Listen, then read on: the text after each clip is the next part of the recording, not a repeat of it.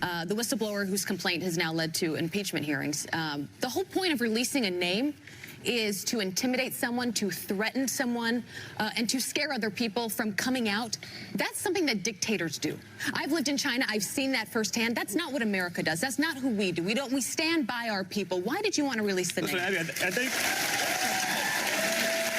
it's a fair question. I think the reality of the answer is the whistleblower's name was on a little website called The Drudge Report a couple of days ago. It was in Real Clear Politics.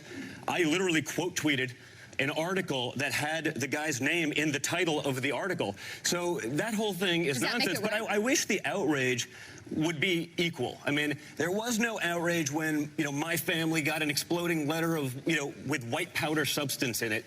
They're protecting a guy, in the CIA, and there's great outrage. But when your family gets something, it's there. And that's a big part of the book, which is it's not a level playing field in terms of outrage. We do live in an outrage culture. We do live in an outrage culture, that's for sure. And it was an outrage how much stupid stuff was said on The View yesterday by some of those co-hosts. First of all, we went over, remember that you had Sunny Hostin saying that it was a crime, which don't have her as your defense attorney. That much, I assure you, a bad idea. Not a good lawyer, okay? You're not going to prison in any normal circumstance, in any normal court in this country, because you shared a news article that was freely published that you just happened to share online. That does not happen. Not yet, at least in this country. But even Abby Huntsman there, who I remember when she worked at Fox, I thought she was kind of supposed to be a conservative. Is Abby Huntsman is she whatever she has to be for the job she's in at that time? Is that where her ideology lies? I think so. So, Huntsman, Romney, you get some of these folks who are Republican names out there, Republican dynasties, who don't seem all that concerned with helping out Republicans sometimes. Seem much more concerned with, well, what's going to help me at any point in time. But look, I'm surprised that she's actually on an opinion show because I've never really heard her share much in the way of opinions. But she said here that, this is meant to intimidate, to threaten someone. First of all, Don Jr. didn't release the name of the person. But beyond that for a second, she brought up dictators. That's what dictators do. They out people who are whistleblowers in the government. You know what else dictators do? Dictators hold secret trials. Dictators don't have to present evidence for public scrutiny. Dictators will take sworn testimony or just testimony from anonymous sources and use that as the only justification necessary to punish someone, to destroy someone. Dictators do that too. Who's doing that right now? It ain't Trump. It's not the Republicans. It was just a particularly stupid moment there. And as I keep saying to you, the whistleblower legally does not have the expectation of complete and utter privacy. The whistleblower statute is out there to protect people from retaliation. It is not meant to be a cover so that someone cannot be, that they can engage in a political debate from behind the cover of anonymity. Look at Democrats doing this, folks. This is now a new game they're playing. We've got the anonymous book, which is apparently terrible. I mean, because this guy writes this anonymous book is the same thing, the same problem you have with the whistleblower who won't subject himself to scrutiny. How can we test the merit of any of these claims? I mean, let's take all the politics out of this for a second. If I said to you that your business partner is stealing from you, right? If you and I, my dear and beloved audience, if we were having a conversation, and I knew you, and I said, look, your business partner is stealing from you. And you said, well, how do you know that? And I said, well, I just know. And I wouldn't give you any more information than that. Would you be right to act on that? Would you be right to go and confront your business partner and say, hey, are you stealing from me? No. If your business, and if you asked me and I said, well, it turns out that I'm really good friends with your business partner's accountant and he's worried and he's going to the feds because there's some embezzling going on here, then you might say, okay, I got a problem here, right? But how can you know without me giving you that critical piece of information? What if I said your business partner is stealing from you and you said, what? And I said, well, I a guy, this actually happened once. A guy came up to me in a wizard hat, serious, like a wizard, like Harry Potter, and he wanted to tell my fortune, and he just sat next to me and started telling me what's going to happen in my future. If I told you that guy, random wizard walking around to the park guy, who claimed to be able to see the future, that he told me that your business partner is stealing from you, you'd probably say, I don't think I'm that worried about my business partner stealing from me. How can you assess the credibility of information without these necessary facts? You can't. Why am I telling you this thing? On what basis am I telling you this thing? The anonymous book that's out there right now comes from somebody who won't give the details about, obviously, himself or herself, but even beyond that, won't give specifics enough about the incidents in question because doesn't want to be outed by, when you get into certain conversations in certain places in the White House, there's only a small group of people that were in the room, and they're going to be able to figure out, they're going to find out who the mole is, essentially, right? They're going to find out who the leaky member of the team is with this book. So you don't know who the person is, and they won't give any details to prove that what they say they heard or what they say happened, but we're just supposed to believe them? Is that the country you want to live in? Anonymous allegations that you're supposed to make decisions, momentous decisions on, and you're not allowed to ask for more information. No. The willingness for journalists here to abandon transparency and their supposed desire for transparency and their dogged, unrelenting search for the truth all the time is appalling. It's appalling. By the way, those are things that are generally fake. Most people who I know who are journalists really don't show up saying, I just want to break a story that's a big story on a thing. Most journalists that I know I want to break a big story that hurts the other team. That's the real goal. Because that's how your audience in mainstream journalism, that's how they come to love you. When you do something that takes down a Republican, takes down somebody who opposes the worldview that you think you deserve to have. You deserve to live in a place where that worldview is constantly reflected back to you. So, this is it is troubling stuff to see this, but nonetheless, it is the View, I guess. So there is that aspect of it. I guess we shouldn't think that the View is going to give us a great legal analysis. I don't think anybody would expect that. But also just that this is supposed to be a reflection of mainstream, even Democrat perception of things. Now the whistleblower is supposed to be anonymous. We're supposed to believe that the media is not all in the tank for this whole whistleblower situation. It forces us to ask the question repeatedly, how dumb do they really think we are? How dumb do they think we are? The answer is really dumb, it seems, which makes me kind of annoyed. I think everybody should be a little more annoyed about this.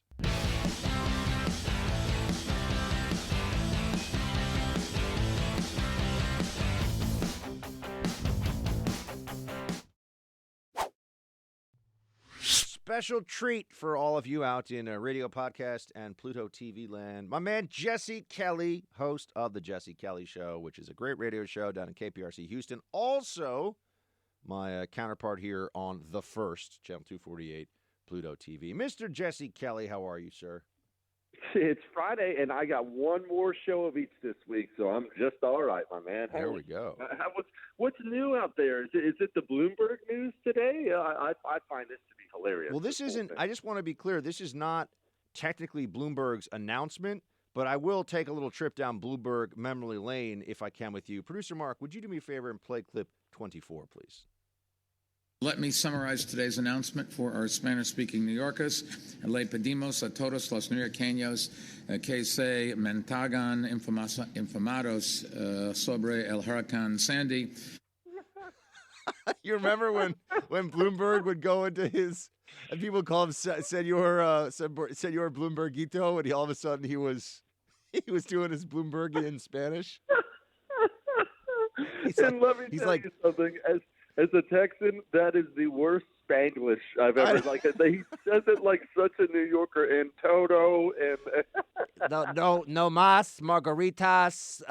Estoy aquí. I don't speak much Spanish, but I think I speak as much as much Spanish as Mayor Bloombergito. I just thought it was great. Like, why not have somebody else just come up and translate for him? No, he wanted to do it himself. He's like, Mayor Bloomberg, es muy caliente.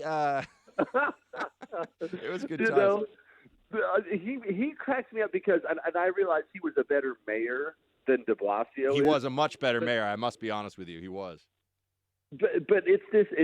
Look, you're a resident again of New York City, so maybe you can speak to this. And you know that I love New York City, so don't everybody scream at me. I love your town, but there's something about these New York City mayors. They rise to be New York City mayor, and they're unlikable jerks. You know, they have that New York City screw you, everybody's stupid attitude, and then they take that power and think, I could be president. I mean, what is de Blasio doing running for president? That guy's a jerk. Yeah, well, they really think that they're mayor of America is what happens. They do. It's no longer mayor of a city. It's the same way, and I realize he's a big success. He was a good mayor. And that guy, you sit down in one interview and you're like, that guy, I feel like he's yelling at me. I feel like he's looking down at me. That guy can't be president. Well, look, I mean, also, everyone's got to remember that a mayor, mayors aren't generally dealing with weighty constitutional issues, dealing with issues of war and peace. They're not deploying soldiers abroad. They're not, mayors, it's like, make sure the trash is getting picked up. Don't let the city budget run too far in the red and collapse.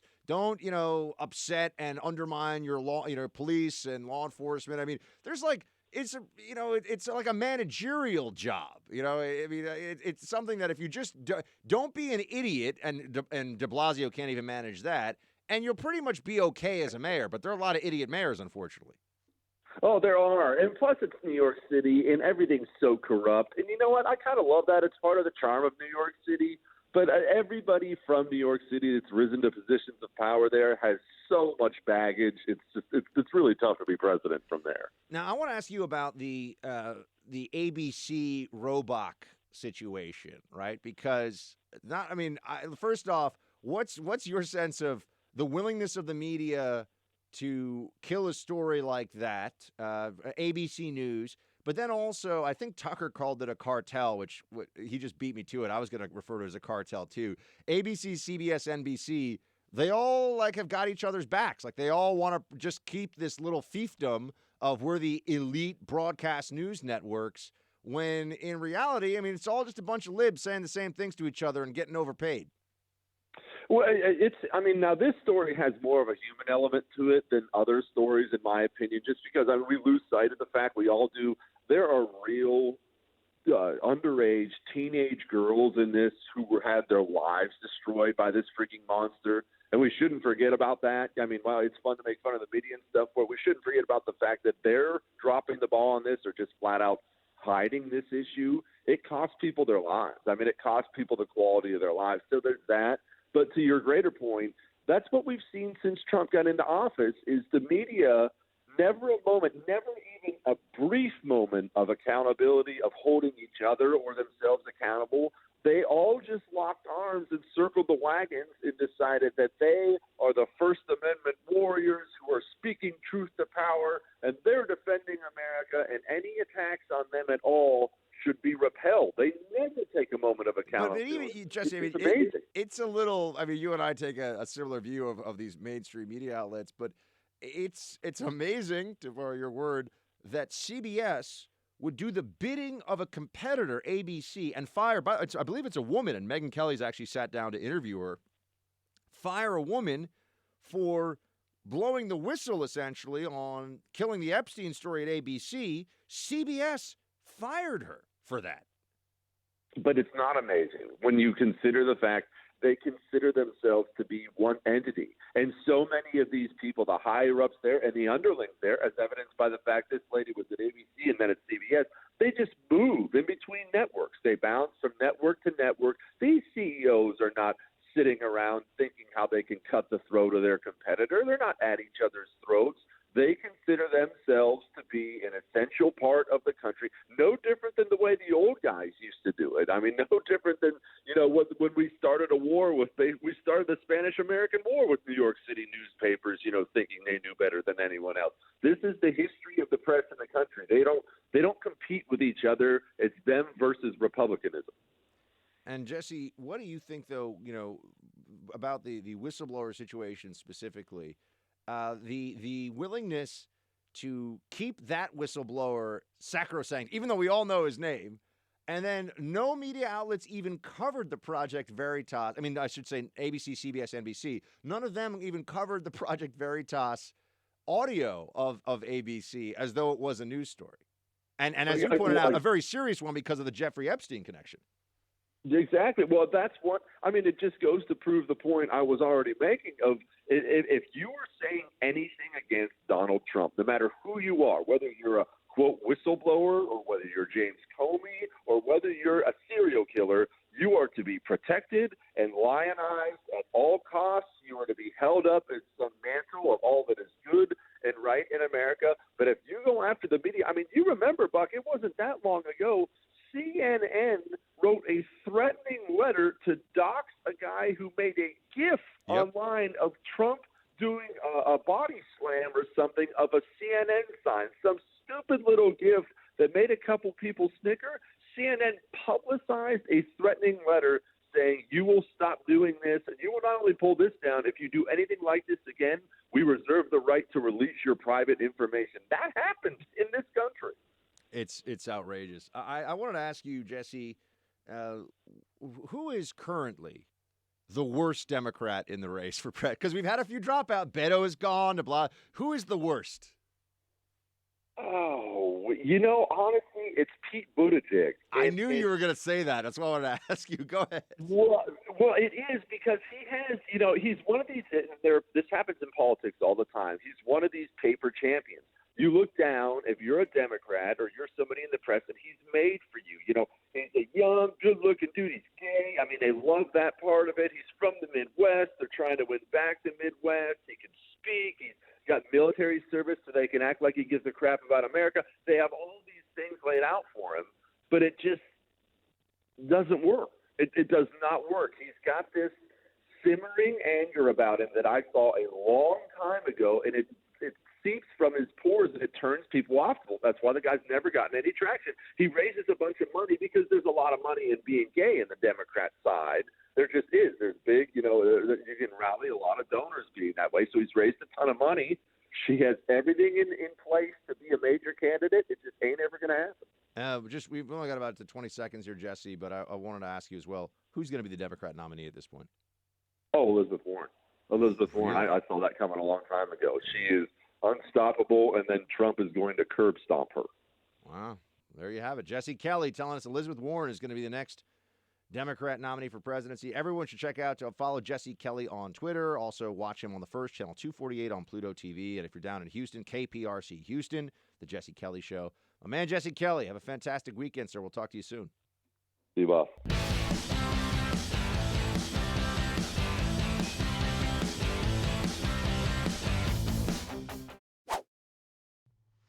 Jeff Sessions here. I approved this ad when I left President Trump's cabinet.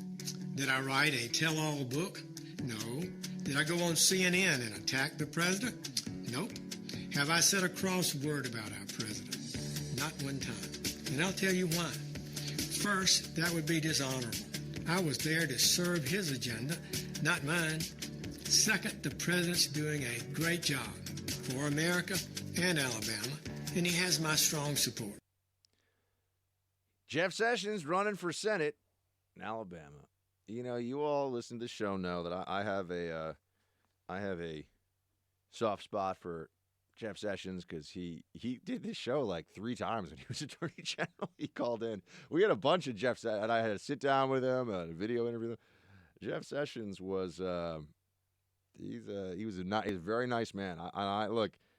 I don't think that his loyalty to country or loyalty even to Trump was ever in question at all. I think he did what he thought was right. He's just a guy. There's some people who you're in a bar fight and you got a buddy with you.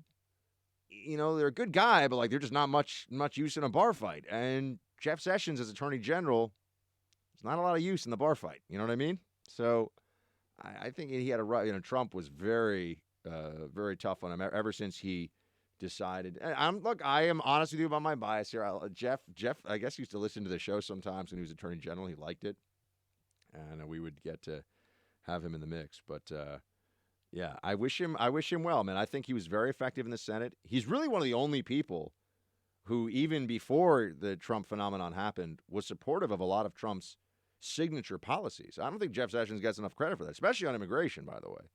So, Jeff Sessions, and he's a smart guy, and he's a good dude, and I feel badly because he got put through the meat grinder with the whole Attorney General Russia collusion thing. Should he ever have recused himself? No, probably not. But, he made that decision, and a lot of stuff happened after that. All right. Let's get to so I hope that he's Senator Jeff Sessions again soon. I think he'll be good for the state of Alabama. I think he's a good man.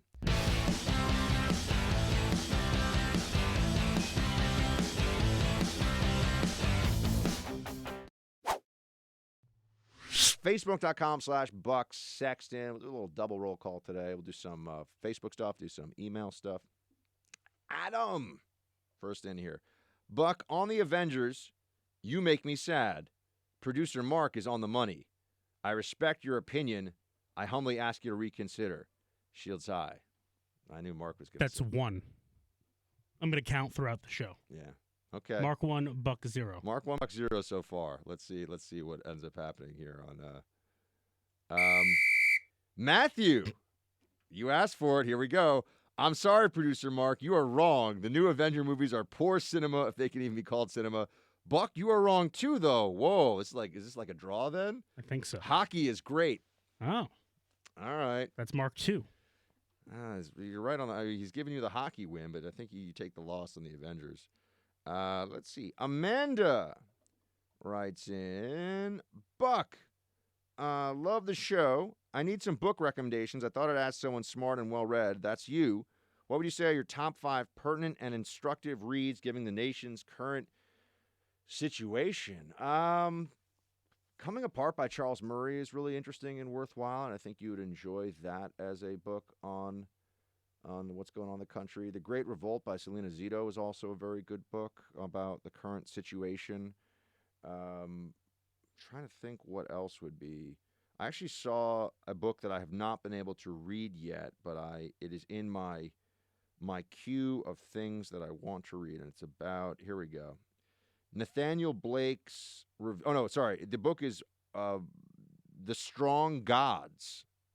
I just saw this today, actually, so I might check out a book called The Strong Gods. I've heard it's about issues going on in this country. That was a recommendation. It was actually a recommendation from Molly Hemingway, whom I very much respect. So maybe I'll check that one out, The Strong Gods. And I hope that was a reasonably helpful answer, Amanda. Thank you so much for writing in. Charlie writes, hey, Buck, it's Chuck from Penn State. Would you please give your thoughts on this opinion of mine? A huge reason for the political discourse in our country is deteriorating because people approach complex problems with a lot of nuance with simple answers, and these answers are pushed by mainstream media who don't dive into the nuances of the problems or the potential solutions. Shields high. And Producer Mark is the man. Look at Producer Mark's got fans. Producer Mark has fans. I'm going to call that 3. We'll give you a third on that one. You get 3 points on the board. Charlie, political discourse is deteriorating. There's a lot of reasons. The change in discourse that has resulted specifically, in my opinion, from social media is a big part of this. People now feel very comfortable and feel very justified in saying things and writing things and doing things on social media that they would absolutely not do face-to-face to another human being. And then there's also the echo chamber effect, which can be, you can exist in a world where all the news you read, especially if you're a leftist, I'm just going to be honest, all the news you read all the time supports your worldview, reinforces your political biases, and it's just a constant, oh, look at me, I'm right situation. So, yeah, I think that's what I would add in here. Kristen, I do not agree with your assessment of the Avenger movies. I think they're great, though Endgame was a disappointment. The rest are excellent examples of action movies. Another point for Producer Mark. Womp, womp. I love when I'm right. Yeah, this is. I'm gonna have to skip these ones. People are But starting. that's not fair. I know. People are. Well, it's my show. People are start thinking you're right. Your damn it. name's on the door. Yeah. Well, anyway, the producer Mark is winning the Avengers battle today. That's for sure. Justin, the Trump impeachment is straight out of the Democrat playbook. They take a crime they are 100% guilty of and turn it back on the Republicans to change the narrative. Example: Russia collusion. Hillary clearly colluded with Russia to try and win the election, and even prior to the election, so turn it back on Trump to draw attention away from that. Now we have Biden 100% guilty of a quid pro quo, so they can blame Trump and change the narrative, all in an effort to cover their own tracks. The swamp is really deep. Well, it is a tactic. It is a tactic that you see with the left thinking that that they can get away with accusing conservatives of doing exactly what they're doing. I mean, that is real. I'm trying to find this for you now as I'm live, doing the show in real time. But there is there was a story. I think it was the New York Times, and it was an editorial actually. But will Republicans ever accept political losses? And I just think that's amazing because what we've seen from Democrats is a very real situation of them not accepting.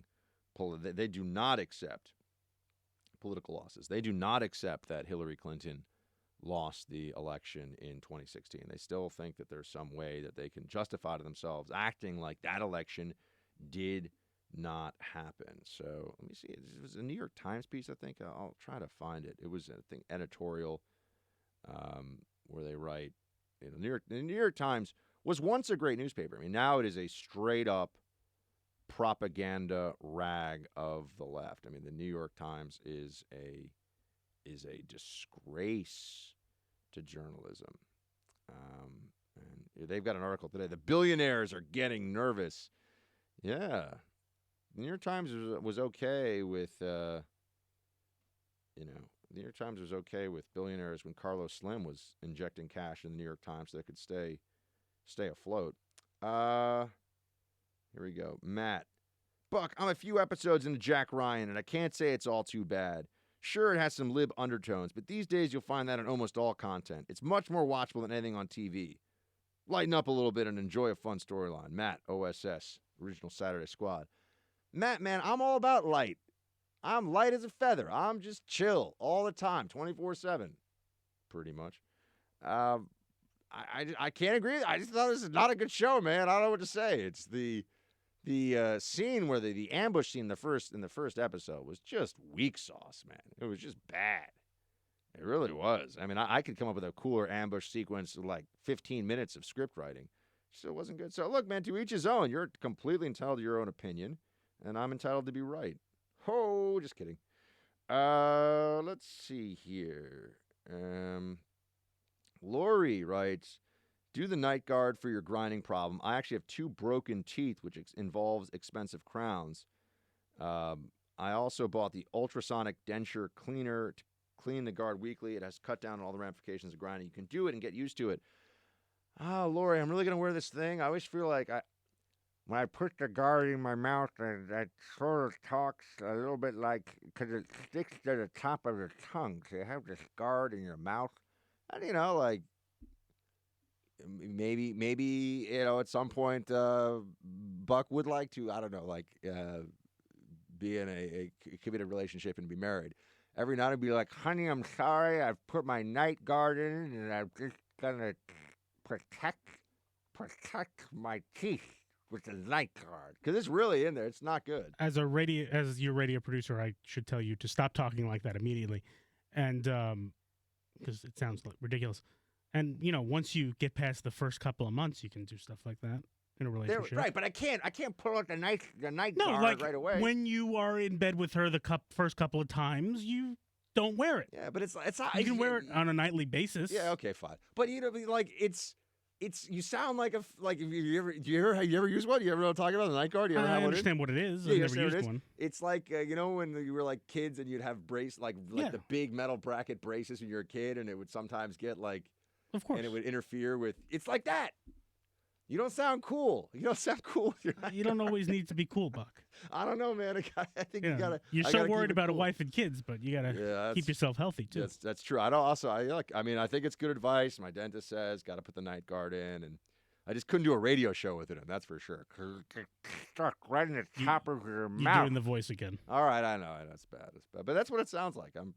Trust me, I've gotten used to it. I've tried it now a couple times.